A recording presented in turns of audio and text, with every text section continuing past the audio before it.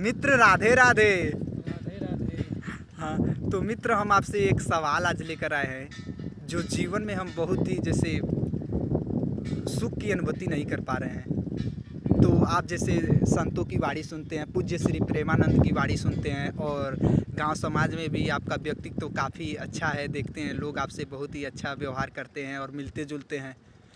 तो आपका काफ़ी प्रशंसा सुने हैं, तो हमको लगा है कि आपसे ज़रूर ये सवाल करना चाहिए कि जैसे हमको कहीं भी पता नहीं क्यों आनंद नहीं मिल रहा है, कहीं पर भ्रमण करने जा रहे हैं तो सुख की अनुभूति नहीं हो रही है, बहुत ही बेचैनी है मेरे जीवन में। तो हम आप चाहेंगे कि इस समस्या का आप मेरे समाधान कीजिए और जैसे आप बताइए कि ऐसे कौन सी जगह पर हम जाएं जहां हमको सुकून मिले और जैसे हम सबसे पहला सुख जी तो प्रभु के चरणों में है। जी जी, आप प्रभु के चरण में वंदना करिए, धन्य है प्रभु, धन्य है। आपको सुख की प्राप्ति होगी। पहला तो वो है, जय हो प्रभु, जय हो, मुझ की भी प्राप्ति हो जाएगी। धन्य है प्रभु, धन्य। तो मित्र हम जानना चाहेंगे कि जैसे आपके कौन है आराध्य देव? हमारे आराध्य देव तो वैसे विष्णु भगवान जी हैं।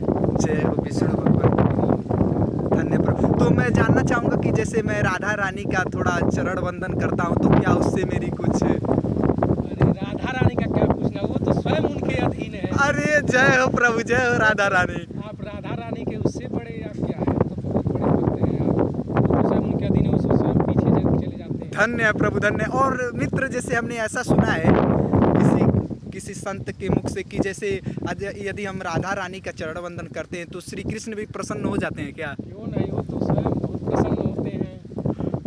राधा रानी का क्या पूछना है, तो स्वयं बहुत प्रसन्न होते हैं। अरे जय हो प्रभु, जय हो। यानी कि हम राधा रानी का चरण वंदन करें तो श्री कृष्ण जी भी प्रसन्न हो जाएंगे। दौड़े चले आएंगे। धन्य है प्रभु, धन्य है। तो मित्र आपको धन्यवाद। और जैसे पहला तो प्रभु के चरणों में वंदना करें, हाँ, तो पहला ये हो गया। और कोई ऐसी जगह है जहाँ हमको जैसे सुख की अनुभूति हो सकती है?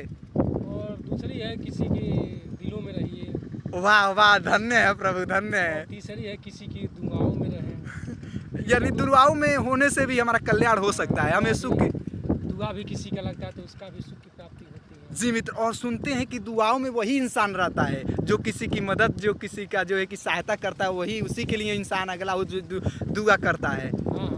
हाँ, तो धन्य है प्रभु। तो यानी कि और कोई जगह है, यानी कि 3 जगह हम, पहला तो प्रभु के चरणों में रहें, चरणों में, उसके बाद किसी के दिलों में रहिए जी, दूसरा हो गया किसी की दुआओं में रहिए। यानी कि ये 3 चीज़ जैसे कि विश्व में ऐसा है जहाँ पर हम रहकर माता पिता का भी, हाँ, माता पिता के यानी कि चरणों में रहिए, सभी का जैसे सम्मान कीजिए, सभी से प्रेम कीजिए। यही यानी कि सुख के साधन है इस जीवन में। यही सुख के साधन है। और जी यानी कि पैसा यानी कि कुछ भी नहीं। कुछ भी नहीं है, पैसा कुछ नहीं है। धन्य है प्रभु, धन्य है। पैसा यहाँ कुछ भी नहीं है। धन्य है प्रभु। तो मित्र, तो आपको सबसे पहले धन्यवाद और काफ़ी मुझे आनंद हो रही है आपके ये जो कि वाणी सुनकर, और मुझे काफ़ी इस बात की खुशी हो रही कि आपने ऐसा जगह बताया जहाँ पर रहकर मैं काफ़ी जो है कि आनंद की अनुभूति करूँगा और अपने जीवन को मंगल बनाऊँगा।